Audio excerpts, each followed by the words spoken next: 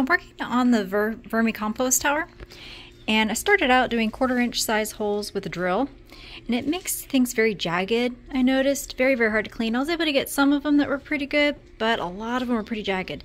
So I switched to a hole saw.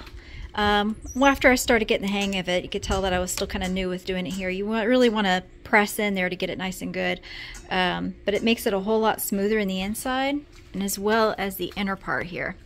You can tell looking up top here that any of the ones that I still have yet to re-drill, they're very jagged in the inside, and that just makes for a lot of extra work with trying to make that smooth for the worms. So instead, I do recommend doing a hole saw kit to make it a lot better. The hole size kit that I have, the smallest one was 3 1/4 inch, which is perfectly fine. Since I started out with the smaller ones, I'm going to end up with a lot more bigger holes than planned, but in the end it's still going to work really well. They're still going to have plenty of area for the food up here, and again, you still want to leave very teeny tiny little holes up top, that way they can get some air. And that's because for my saucer on top, it doesn't have holes. I prefer just to use a saucer. It's a little bit easier for me to be able to take off and put on. And then I was worried with having a screen type lid that with the downpours that we get, that this would just get flooded. So I felt more comfortable with the saucer and then just having air holes on the side. So I'm going to continue drilling the rest of these, and then we'll go and install it.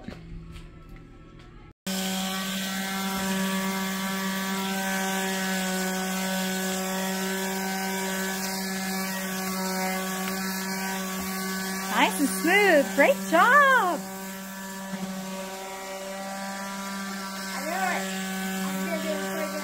You're doing a very good job. Oh, it's moving by itself. Ah, run away. Grab it, grab it, grab it. Good job. Getting all that PVC dust off it.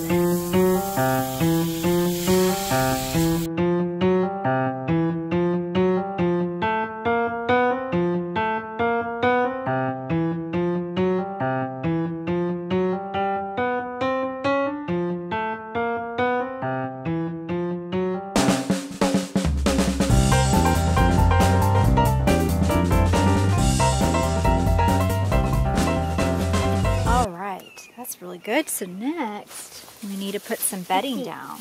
So we're going to use some shredded paper. Yeah. We're going to do several handfuls because we're going to wet it down. When we do that, it's going to kind of flatten out a bit. There you go. There you go. Let's do another handful because this is pretty deep, so they're going to need a nice big bed. There. Nice big bed for them. Oh, we accidentally dropped that. Yep, that's okay. And now we're going to pour that water in there because we want to make their little nest nice and wet. There we go. That's good. I know water can actually defeat paper. Yep, water can defeat paper. Let's put these in here. Okay. All right, here's some more little compost. Okay, you ready to put the worms in? Yeah. All right. Come in. Let's scoop them up. Ah, there's a big guy there. Ah, he's so crazy. Come here, big guy. And we got these off Amazon. They came in a little cloth container, but since it poured a whole bunch, we weren't able to put them out here right away, and I felt bad about them traveling and everything. So we went ahead and dumped them in a container so they could stay moist and already be a little bit happy. There you go. Bye-bye.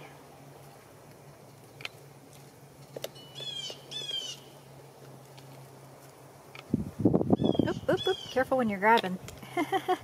We already put some, this was just my compost bin, my indoor compost bin. There was some lettuce already in here, so I just dumped them on top of it. So some of them are actually down in here inside with the lettuce. Just I think they must have been munching away a bit. So there's some babies in there. A lot of them will arrive kind of small, but they multiply depending on how much food they have available. So they'll multiply as needed. Oh my gosh, there's just so many. Okay, now we're getting to the compost, which is good because we wanted the compost on top. There we go. Just a whole bunch right there.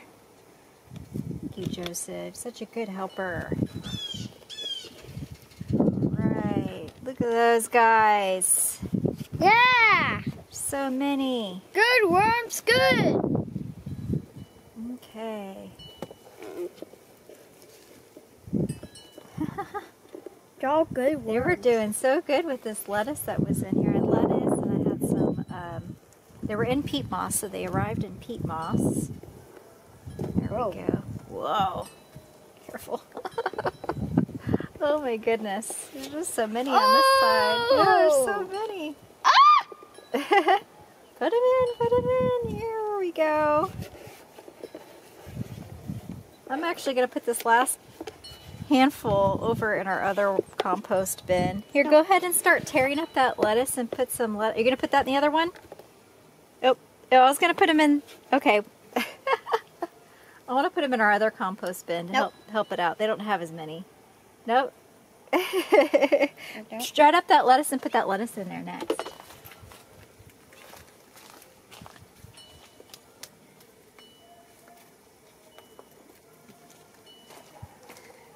Okay, let me just double check this, make sure we got them all. Okay, that's all of them. There we go. By tearing up your compost that you're putting in there. I want to do it. Yep, okay, you can do it. But by tearing it up, it just kind of helps them out with eating, because then it just kind of jump starts some of it.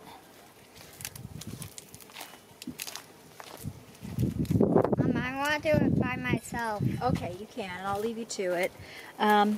This can go in there too. This is the coffee filters and the coffee. I've got tea bags in there.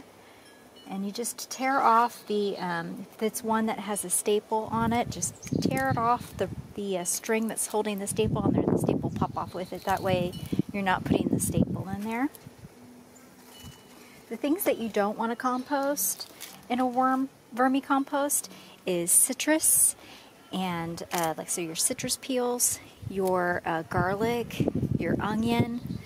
And instead, if you do end up having any bugs in the garden, then you can save those and blend them up and spray down your plants to help deter bugs.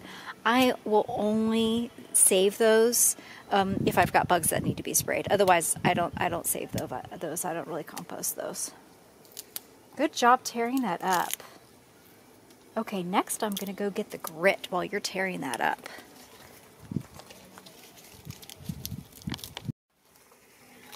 So worms don't have teeth.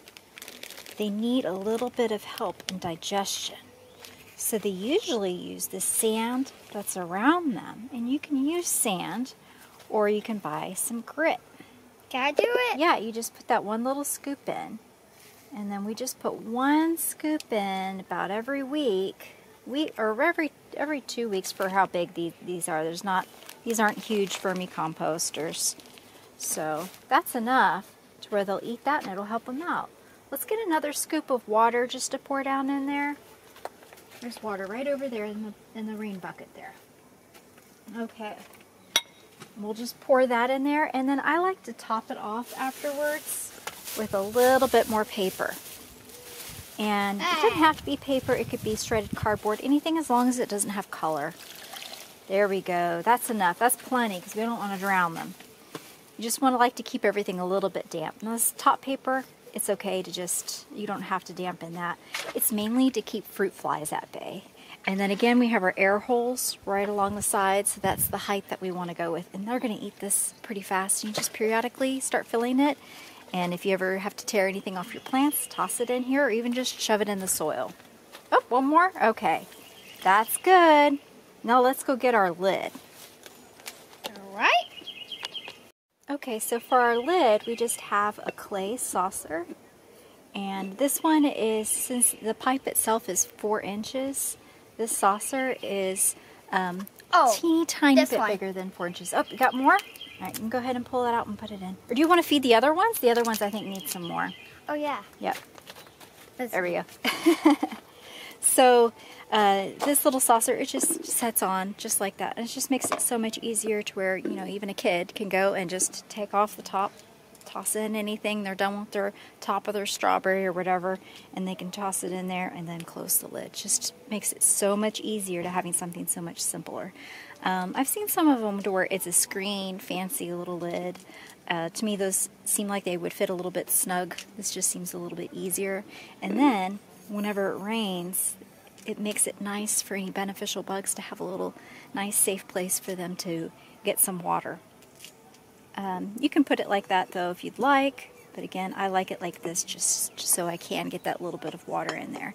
And again, you are still going to want to open this every now and then and make sure that this is just a little bit damp. Again, it doesn't need to be super wet, just make sure it's a little bit damp. I just have a bucket that I keep around here. Excuse me, Joseph. I keep a little bucket around here that I just do a little bit of rainwater every now and then. And that's all you really need. I mean, it doesn't have to be rainwater, but I mean, rainwater's free, so why not? There you go. Getting a little bit more, yep. And if it's just lettuce, you don't have to put more paper on. Again, I just like to add a little bit of layers of paper every now and then to help with fruit flies, if there's any kind of fruit in there or anything that might draw them in there, because they might be able to still make it in those teeny tiny little air holes. Okay, this is vermicomposting. Super, super easy. Again, oh, some tops of some flowers from earlier.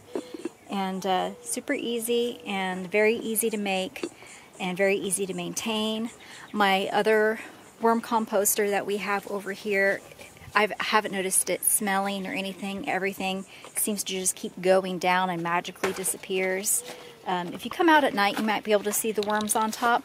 Otherwise, you won't really see the worms a whole lot. They're going to be doing their thing.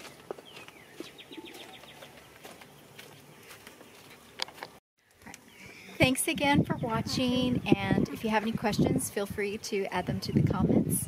And please subscribe for more videos from The Lazy Gardener. Bye! Bye!